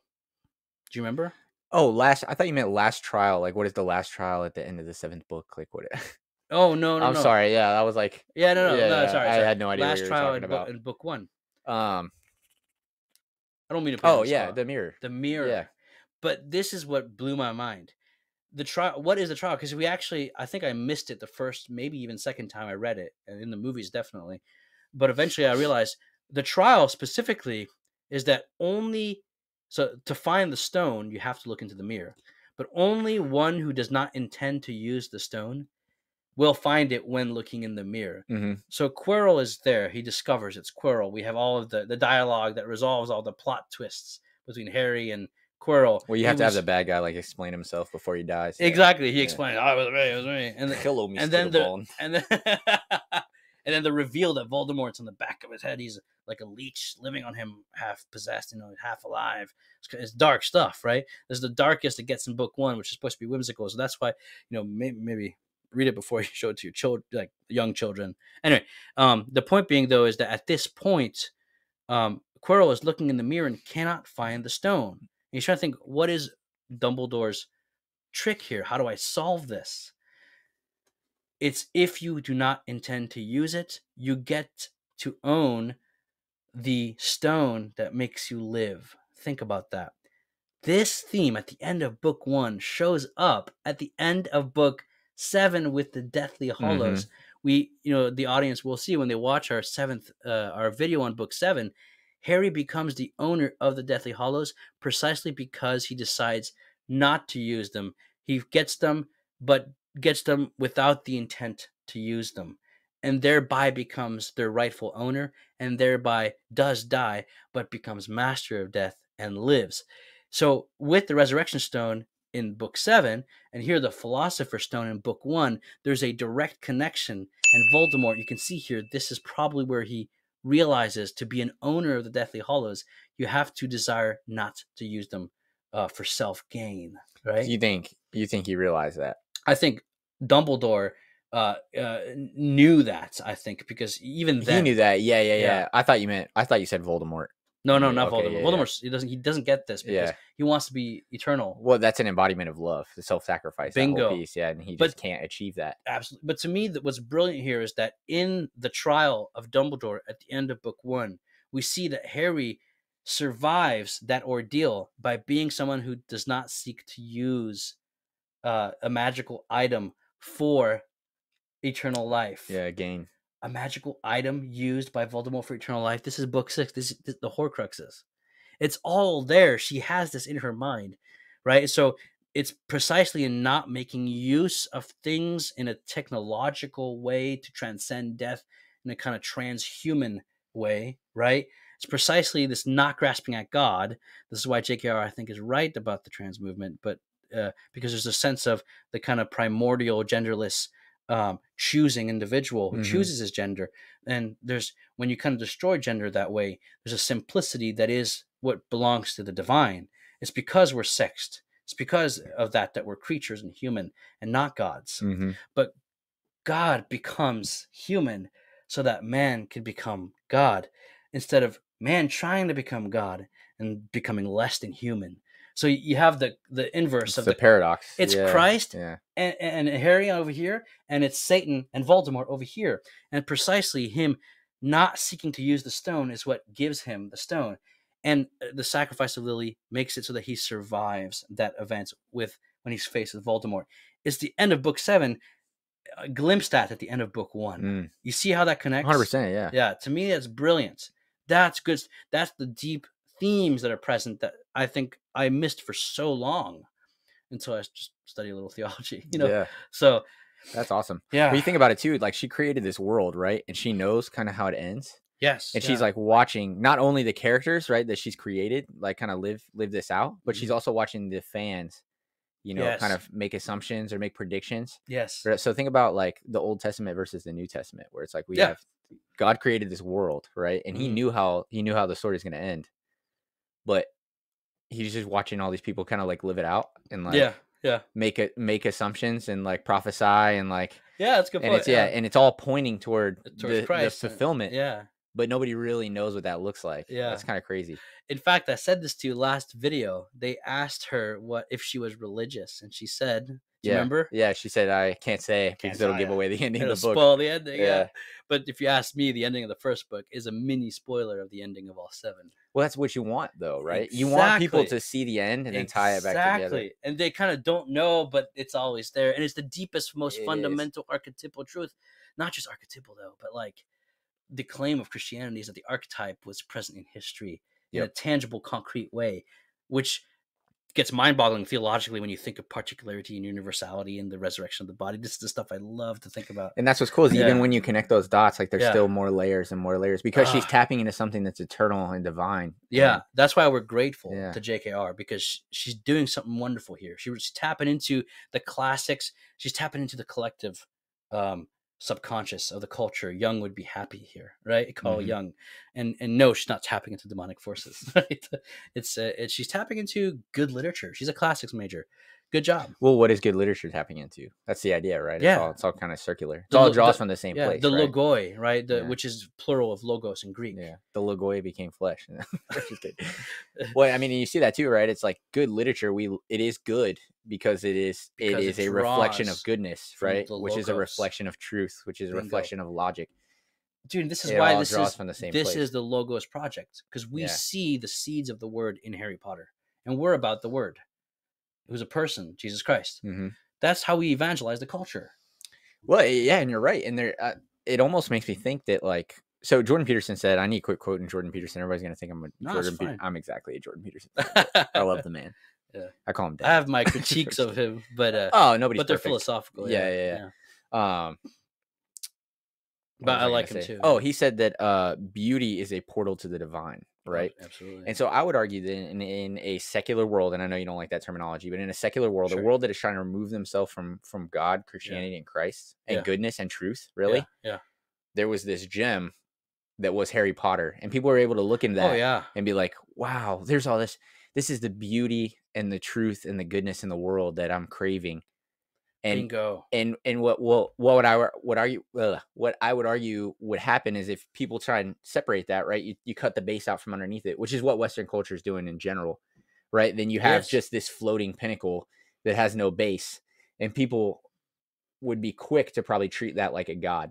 So I would argue that all the people who are like worried about Harry Potter being a negative thing are like not completely wrong, right? If you're divorcing it explains their fear, because it looks like people are treating Harry Potter the way Christians are treating the Bible, which is fair to say. Exactly. Yeah, and that's what I'm saying. It is fair to say, and it's also reasonable. Yes. Yeah, it's reasonable if you're divorcing Christianity from the world, which then you're going to fall into that pit. Oh man, bingo! Which goes back to something, an exorcist that I think is someone worth listening to on this topic.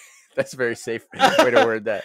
So, because again, about exorcism things, he was on Matt Fradd's show, Father Lambert, and he was asked by Matt Fradd, should I let my kids read Harry Potter? And you know how a father answers?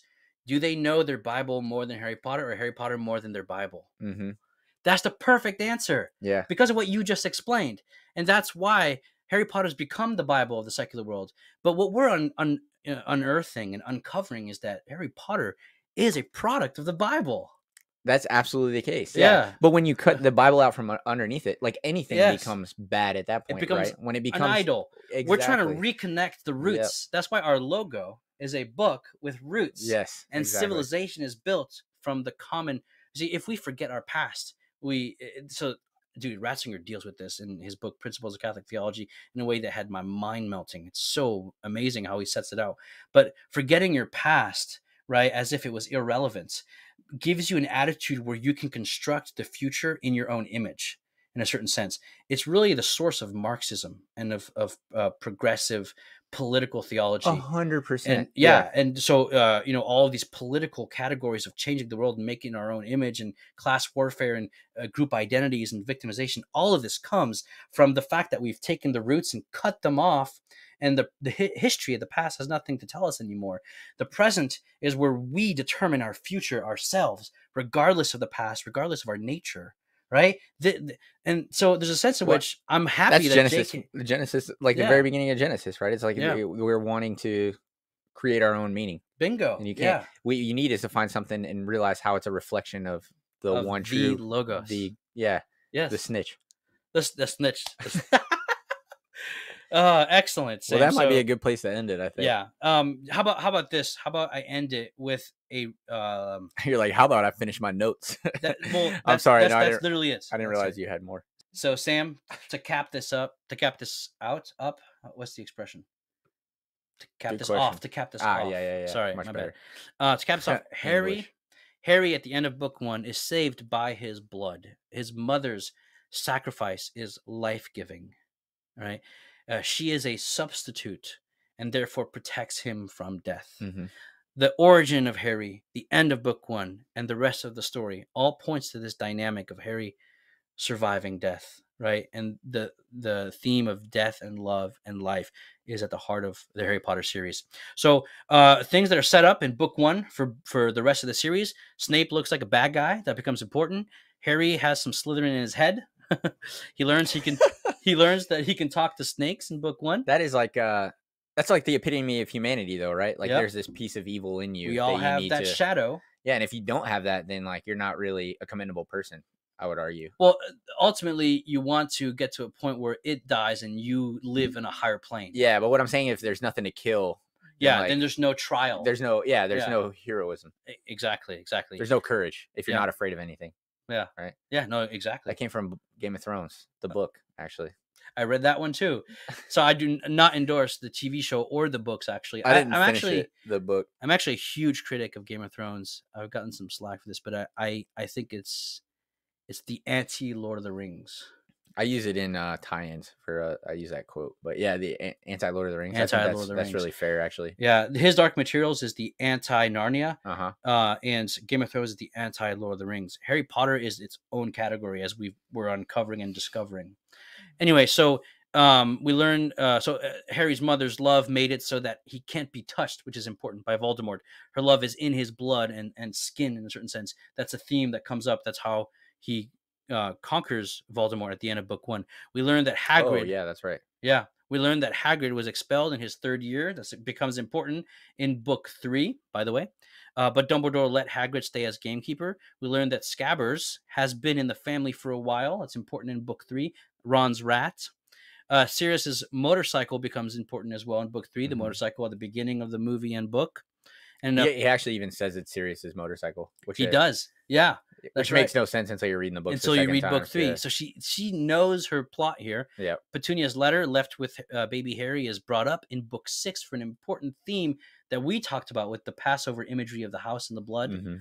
That comes up in book 6. So I'm trying to tie in, all of this. And so Wand Lore is brought up, right? The wand chooses the wizard. That's important in book 7. They even talk about it in book 1. Yes, and I didn't remember that. I know. Because like, why would you? I guess. But watch our video on book 7. Yeah, isn't that cool? Yep. Yeah, and Harry's wand has a phoenix tail feather, as does Voldemort's. Right. The phoenix is a sacred bird, firebird, found in Egyptian mythology with gold and red feathers. That's the color of Gryffindor.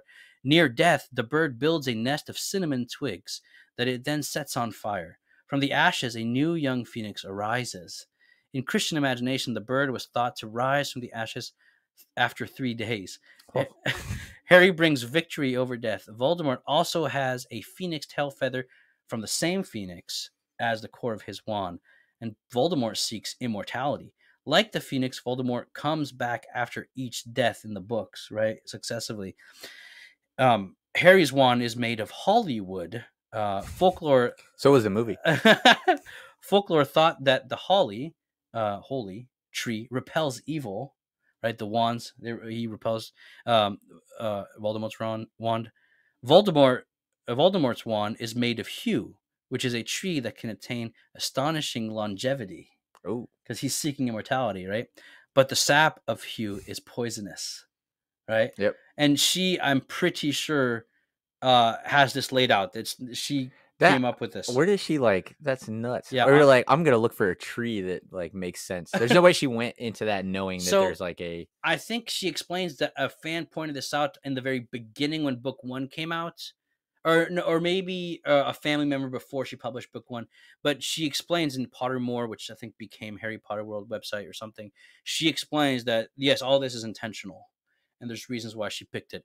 Same with Ron and Hermione's wands, actually. She even goes... Yeah, but I could do some research and determine okay, what tree best matches this character, but I'm not going to know that there's a tree that represents longevity, but she did research. Sap is poisonous. Yeah. Yeah, but how do you find that? I think it's her education. Yeah, she's good. Yeah, some of the stuff. But last thing is the invisibility cloak becomes important in book 7, and it's introduced in book 1 right from the get-go. Yeah, that's it. So so any closing words, Sam, and then we'll cap up with book 1. Closing words. No, I think it's just the Logos projects are originally when we started this, right?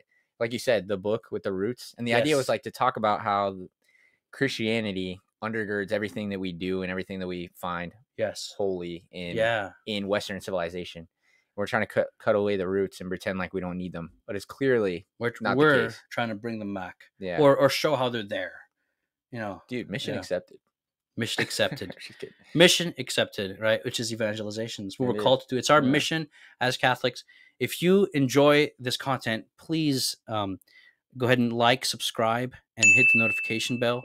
And if you have money to spare to support this show, the Logos Project, and help us spread the gospel and all the church news that we talk about. Dom just graduated. He just got his bachelor's degree. 2 weeks ago.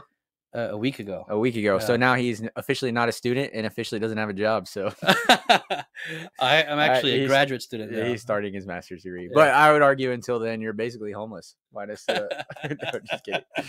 Isn't that what Harry was at one point? Oh, yeah. Whatever makes you feel Aunt better. Petunia, I'm coming. We'll move you into the cupboard under the stairs. Yeah. Then we should do episode 3 from like a closet.